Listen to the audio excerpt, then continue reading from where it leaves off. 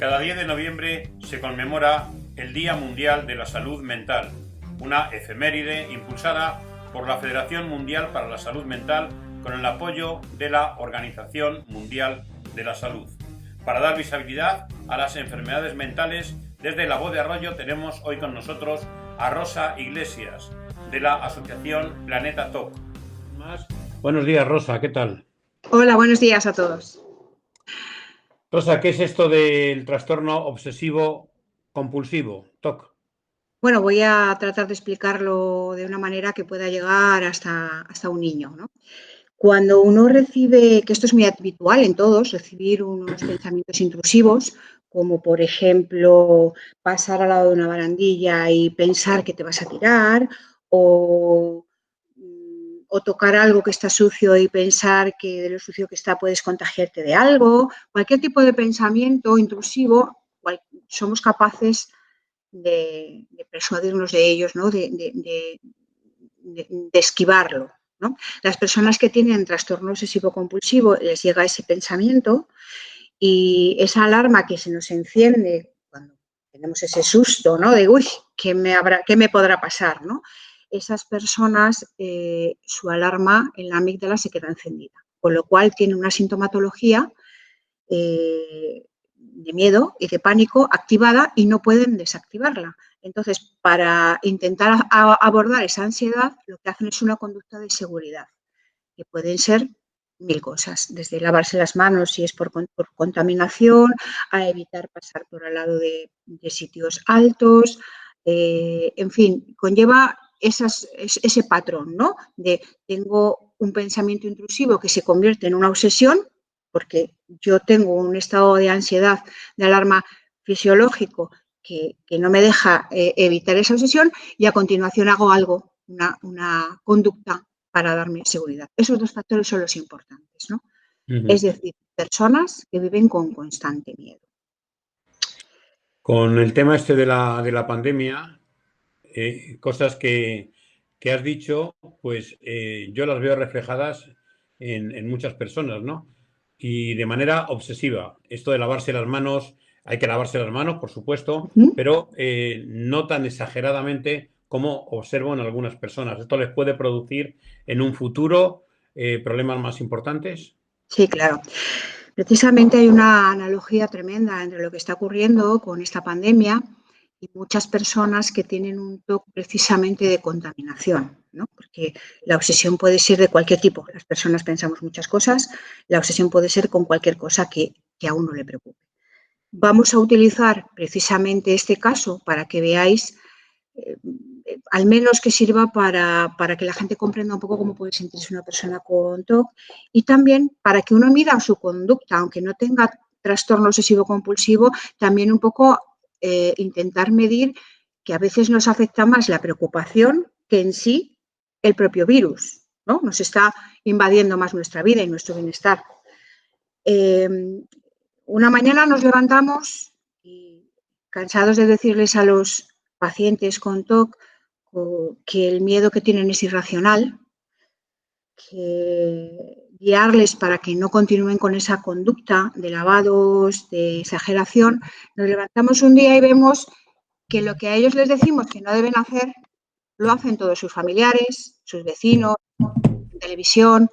Imaginaos lo tremendo que es para una persona que ya vivía con ese miedo, que ellos sientan como si esto se hubiese convertido en una realidad, ¿no? Esto es tremendo. Pero ¿qué ha pasado aquí? Que también hay muchas personas que han debutado con TOC. Han debutado pues porque ya tenían a lo mejor unos patrones, no conocían, no lo sabían, tenían esa predisposición y a raíz de la pandemia pues nos está llamando muchísima gente. O bien ellos o un familiar, pues está cobrando una dimensión en la que afecta su vida de una manera funcional. Este trastorno es uno de los 10 trastornos más graves según la OMS, es decir, no estamos hablando de una preocupación, estamos hablando de algo incapacitante. Las familias, cuando hay casos de TOC en ellas, ¿cómo les afecta? Pues les afecta muchísimo, porque el afectado no es comprendido por la familia. Cualquier consejo que tú quieras darle a una persona que te rodea que tenga miedo, a ellos no les sirve.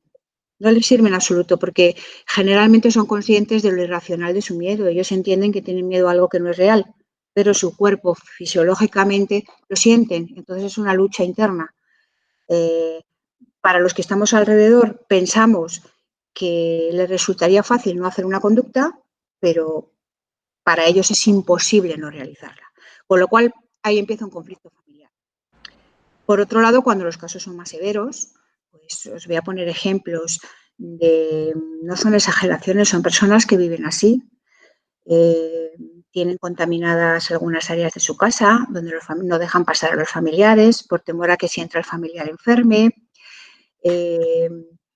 hacen unos rituales de lavados tremendos. Hay otras personas que sus obsesiones y sus focos no están tanto en la limpieza, están con otras situaciones, pues por ejemplo, con la tecnología, con los móviles, con los ordenadores, etcétera. La convivencia se vuelve muy difícil, porque a veces ellos en sus conductas implican a los familiares, ¿no?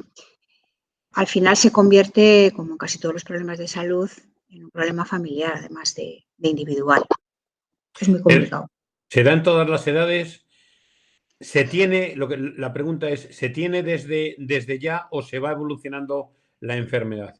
¿Es algo que desde un principio se tiene, desde una edad temprana o no? Bueno, sobre esto hay muchas cosas encima de la mesa de la ciencia, ¿no?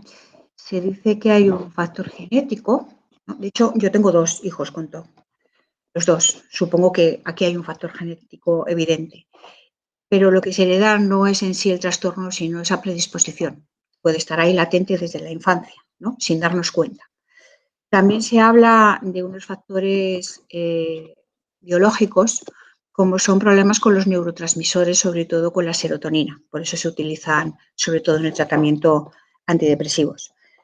Pero también que debuta con factores psicosociales, es decir, pues por ejemplo, con un bullying en un niño, con un evento traumático, es muy fácil que esto debute si hay una predisposición, ¿no? Entonces, es cierto que en todas las edades lo vemos.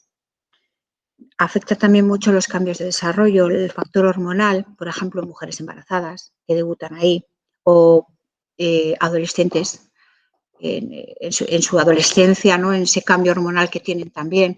Hay muchos momentos en los que el TOC puede debutar, no respeta ni edades, ni sexo, no tiene respeto.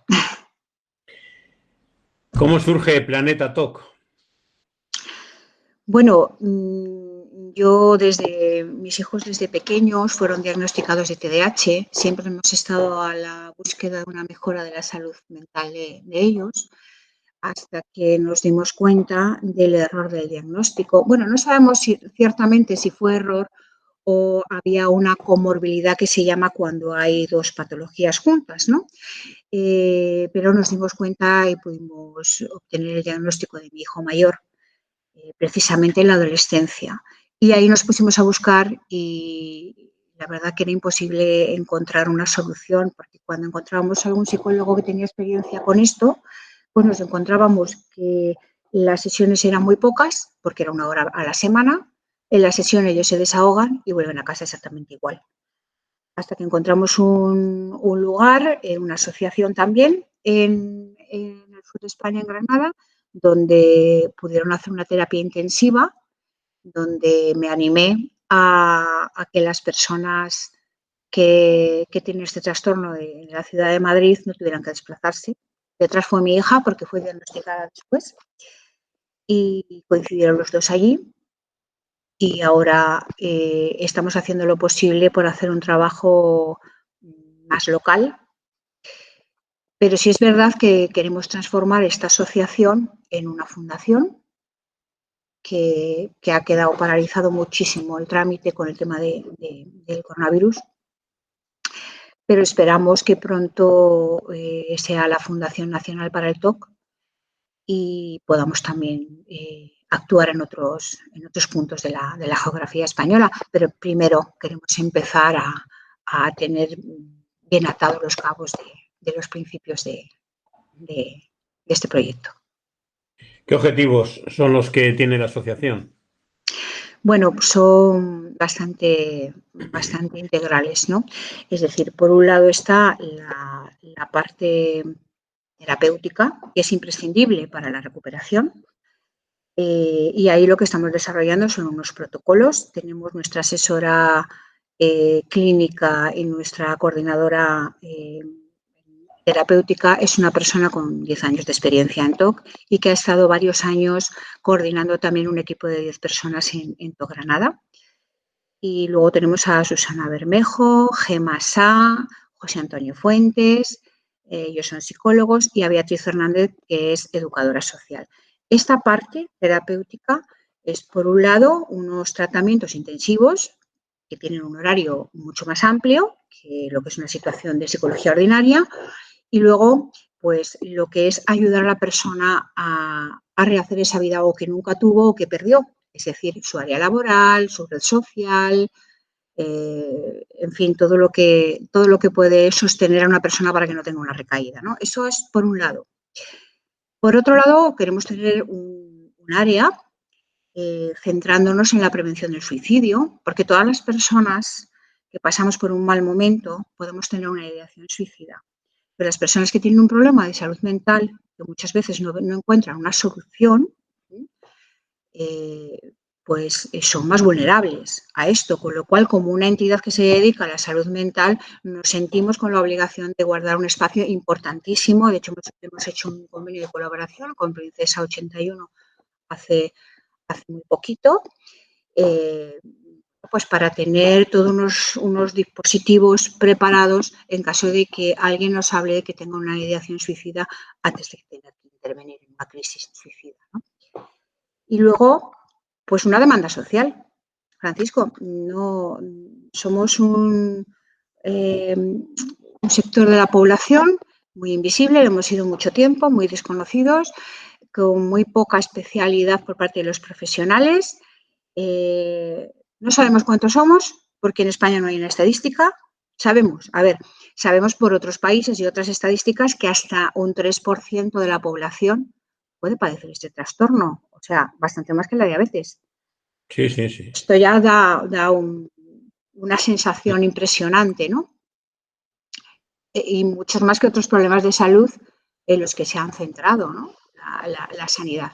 Entonces, pues luchar precisamente por los derechos de estas personas, por la comprensión y por eliminar los estigmas, ¿no?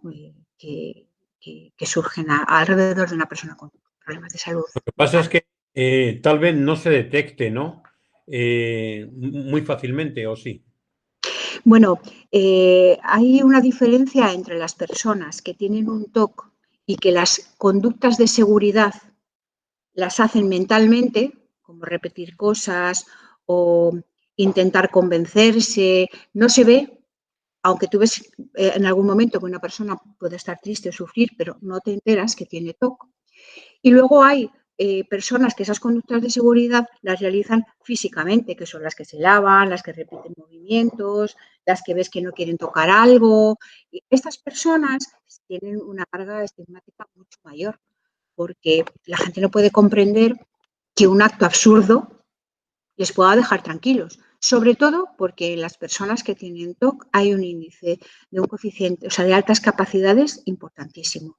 Suelen ser, en la mayoría, personas muy, muy inteligentes. O sea, que imaginaos lo que sufre una persona inteligente que entiende perfectamente. Os pongo un ejemplo. Una persona con 2 carreras de ciencias y que piensa que por tocar el mármol puede contagiarse de la muerte y morir algún familiar suyo. ¿Os podéis imaginar que una persona con ese nivel de inteligencia, que comprende que eso no es posible, pero que fisiológicamente lo entiende así, cómo puede vivir? Es tremendo. Y para esta persona contar eso es mucho más difícil que una persona que Sí, su sí. coeficiente intelectual no le hace sufrir, ¿no? Por ver esa incoherencia. Entonces es difícil. Las personas que tienen TOC, que lo tienen ya diagnosticado, lo que es el COVID, ¿cómo les ha afectado? Mira, pues cuando su foco, por ejemplo, es otro muy diferente, como Te voy a poner un ejemplo, una persona que piensa que quizá a lo mejor es homosexual. ¿Mm? No puedes imaginar cómo le puede amargar esto la vida a una persona, porque en el fondo sabe que no es así, pero siente miedo de recibir esa idea, ¿vale? Cuando este es su foco principal, pues a lo mejor el tema del COVID resulta que no le afecta. Esto también se han dado casos, pero lo que sí que nos hemos estado encontrando muchísimo, que ha aumentado en los casos, ya no solamente de TOC de contaminación, sino también un TOC que le ponemos nombre, esto no aparece en ninguna, ni en el DMS5 ni en el C100, pero le llaman TOC de daños, es decir, temor, en este caso, a contagiar a tus seres queridos. Esto ha afectado muchísimo, muchísimo. Muchas veces ellos no tienen miedo a contaminarse, pero lo que sí tienen miedo es de contagiarlo, Sí. ¿no? Y esto pues no les deja vivir. Sí, eso está, vamos, en boca de muchísima gente, desde luego que sí. Ese Nos miedo. pasa a todos, Sí, sí. claro, todos tenemos ese miedo a contagiar. Entonces vosotros pensaréis, claro, a mí también me pasa, pero cuando se tiene una sintomatología de TOC, te despiertas por la mañana y te acuestas por la noche con esto. Las conductas de seguridad que llegas a tener son tan extremas que no te dejan vivir. Ya. Os pongo un ejemplo de personas que cuando entran algo en su casa lo abandonan durante 3 días y no lo pueden tocar hasta porque han oído que en sanidad han dicho que 3 días para las superficies de plástico, etcétera. Entonces empiezan a generar unas conductas de seguridad tales que al final no se pueden mover. Al final lo único que les queda en la vida es sentarse en una banqueta, encerrarse en una habitación, porque es la única manera de saber que no van a contagiar a nadie. Pues no ven a sus hijos, no ven a sus familiares. Ya. Esto es así de duro. ¿Crees que la sociedad está avanzando de alguna manera para poder integrar y solucionar el problema de trastornos mentales? Bueno, ahora mismo estamos en un momento en el que la sanidad está muy precaria. Está colapsada y está colapsada además con problemas físicos, ¿no? Entonces, si en un área hospitalaria solamente hay un pequeño rincón para la psiquiatría, nos podemos imaginar cómo es ahora. Es inabordable.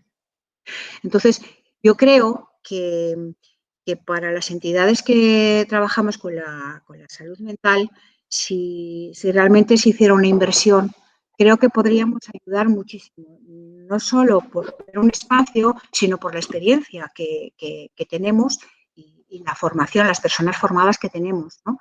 De hecho, nosotros tenemos un proyecto que queremos empezar a agendar en ayuntamientos, centros de salud, colegios, etcétera, a partir de enero, porque estamos preparando un programa que, bueno, pues tenemos que llevar a cabo una serie de actividades para elaborar unos planes de prevención, ¿no? Con la salud, a ayudar a las personas a identificar cuando están teniendo una conducta que les sobrepasa y deben pedir ayuda psicológica, porque a veces no nos damos cuenta y lo que pensamos es que nos estamos protegiendo, que lo estamos haciendo bien y además obligamos a nuestra familia a que lo haga. Entonces, hacer estas campañas informativas en la población general, ya no solamente de TOC, ayudarles a gestionar emocionalmente la ansiedad, la depresión, cosas que están apareciendo ahora, que ya antes de la pandemia se decía que un 25% de la población en algún momento de su vida iba a sufrir un problema de salud mental. Bueno, aquí estamos viendo un disparador importantísimo a nivel mundial, que va a hacer que no sea un 25%, sino que sea muchísimo mayor y que además se dé en la coincidencia de un momento de la vida puntual como es ahora, que es lo que está pasando con la salud, ¿Qué es lo que está pasando? con los problemas físicos. Entonces, bueno, hacer unos estudios, unos seguimientos de estas personas, ofrecerles ayuda a quienes, un recurso, a aquellas personas que se encuentren con la necesidad, para empezar a normalizar nuestras vidas, ¿no? Integrar un poco la psicología, aunque sean unas pequeñas dosis, para que nos ayuden a gestionar esas emociones que nos sobrepasan, ¿no? Emociones tan básicas como son el miedo, el asco, son tan naturales, ¿no? Y tan Claro, básicas que son claro. incontrolables, ¿no? Cuando nos domina la emoción, pues eso invade nuestra vida y no nos deja vivir. ¿Qué le pedís a las administraciones? Pues que pongan el foco justo en el TOC, porque, como digo, desde ahí, desde la experiencia, desde esta especialidad, se puede ayudar muchísimo al resto de la población. Les pedimos ayuda, les pedimos que económicamente hagan una inversión en estudios, una inversión eh, en la atención, que nos cedan espacios. Y luego algo muy importante es, primero, que queremos saber cuántos somos, que queremos que se nos considere como una enfermedad grave para entrar dentro del itinerario, porque es que esto es muy... Aquí hay mucha controversia. Por un lado nos dice la OMS que somos de las 10 enfermedades más discapacitantes, pero luego a la hora de entrar en los itinerarios que tiene la salud pública para tener recursos, en los centros de rehabilitación psicosocial, por ejemplo, pues no tenemos el mismo itinerario. Entonces, bueno, en fin, evaluar, una buena evaluación de cuáles son todos nuestros derechos, ¿no? Y a nivel individual, las personas de la calle, ¿qué podemos hacer? Pues podéis hacer muchísimo, además ahora, cuando veáis a alguna persona con una conducta un poco extraña, sobre todo que hace movimientos de repetición, que os dice las mismas palabras, que busquéis un poco de información. ¿Por qué? Porque estas personas nunca son peligrosas, nunca. En el TOC hay algo que es un factor común en todos ellos. No son personas peligrosas y necesitan ayuda. Entonces, que nos veamos nosotros mismos reflejados cuando sentimos miedo y lo multipliquemos por 20. Este miedo que estamos teniendo ahora con el coronavirus es exponencial para ellos. Entonces, pensad qué haríais vosotros si tuvierais que salvar la vida de alguien. Pues cualquier cosa, ¿verdad? Alguien de un ser querido, cualquier cosa. Eso hacen ellos con su conducta. Entonces sí que tenderles una mano, intentar no calificar a esa persona como que esa persona tiene menos capacidades. Al final son muchas veces tan exhaustivas en su trabajo y con todas las cosas que son los mejores trabajadores, los mejores amigos y muchas veces los mejores padres. Si les quitamos el miedo, sus condiciones como personas suelen ser extraordinarias. Entonces, bueno, pues sí que os pediría que pongáis el foco en el miedo, que es uno de sus problemas. El miedo, la duda y la preocupación, ¿no? Y la culpa son factores en ellos muy graves. Una persona que piense después de escuchar esta entrevista, pues que, bueno, dice, pues lo mismo yo es que tengo TOC. ¿Qué debe de hacer? ¿Cómo se puede poner en contacto con vosotros? La asociación Bueno, qué puede hacer? En fin. mira, nosotros tenemos un teléfono que os voy a facilitar ahora, es el 722-612131. Es un móvil normal, aunque empiece por 7.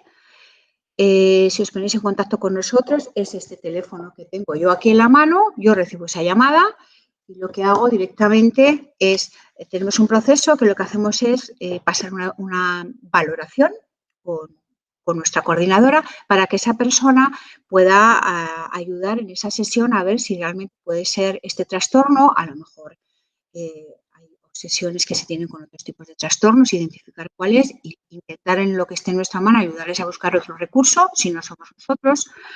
Si no tiene TOC, pero está teniendo un problema de ansiedad o un problema relacionado con algo que nosotros manejamos y dominamos, que está dentro de nuestro espectro, pues le vamos a poder ayudar. Y ya, pues bueno, con poder hacer un diagnóstico y programar su recuperación, ¿no? Muy bien. Ayudarle en todo lo que podamos, además a nivel personal, ¿no? Que pueda hablar con otras personas, que les ocurra lo mismo, para que no sientan esa soledad y que se sientan más acompañadas tanto ellas como sus familias. Estupendo. Luego pondré en los comentarios el teléfono, tu nombre y tal, pues para que Lo se pueda agradecemos mucho. elegir y por lo menos en esta primera entrevista, luego ya pues seguiremos hablando en otras ocasiones y vamos viendo cómo vais evolucionando. Os lo agradecemos Eh, muchísimo. y por Dios, estaría, qué menos. Que, Las personas que nos necesitan también nos lo van a agradecer. hombre, por supuesto que sí, claro que sí.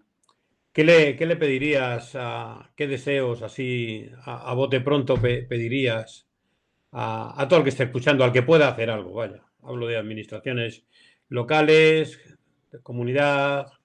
Bueno, realmente nuestras necesidades son importantes ahora.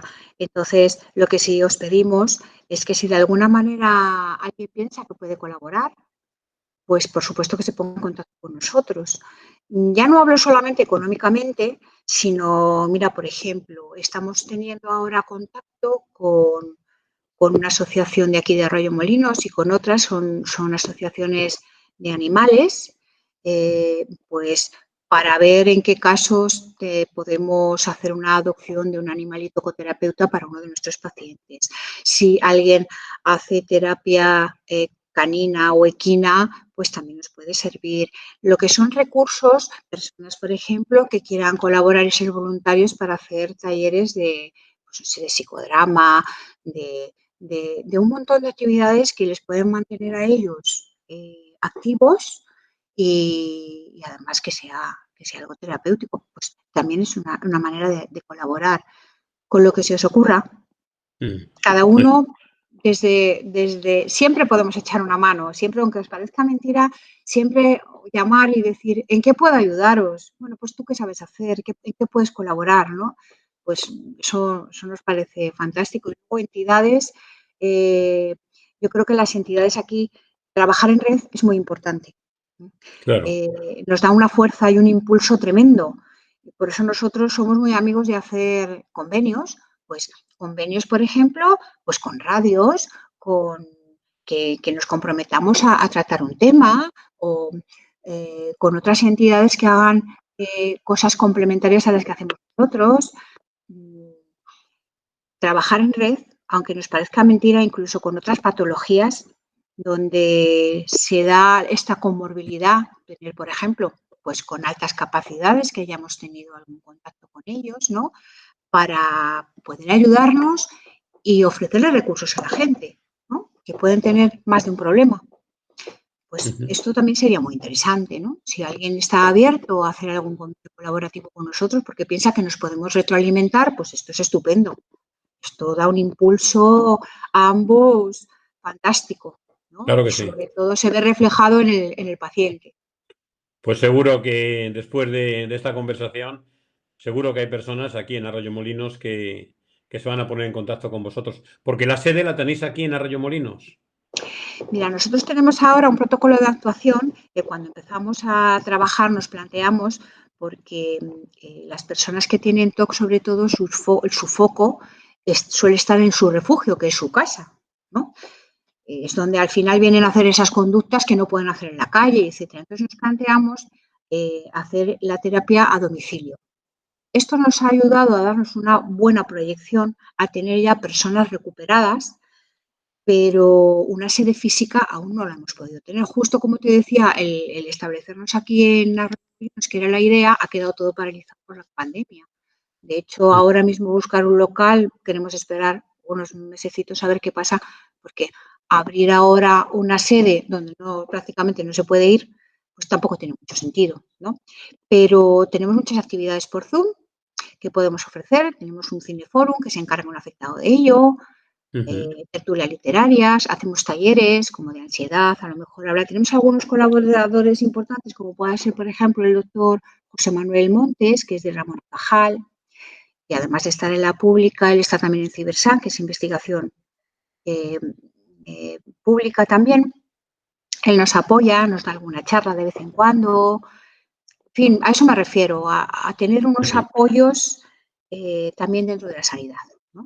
Que estamos obteniendo. Pues muy bien, siempre que tengáis algún tipo de evento, pues nos lo comunicáis, lo anunciamos y seguro que mucha más gente se va a apuntar, claro que sí. Pues, Francisco, te doy las gracias, no Nada, sabes cómo, por hacer difusión de esto que tan necesario es. Y os animo a cualquier persona que tenga curiosidad por saber lo que hacemos, nos llame y se lo explicamos detalladamente. No hace falta que sea afectado. Muy bien. Pues puedes tener un amigo o una curiosidad y nosotros lo explicamos.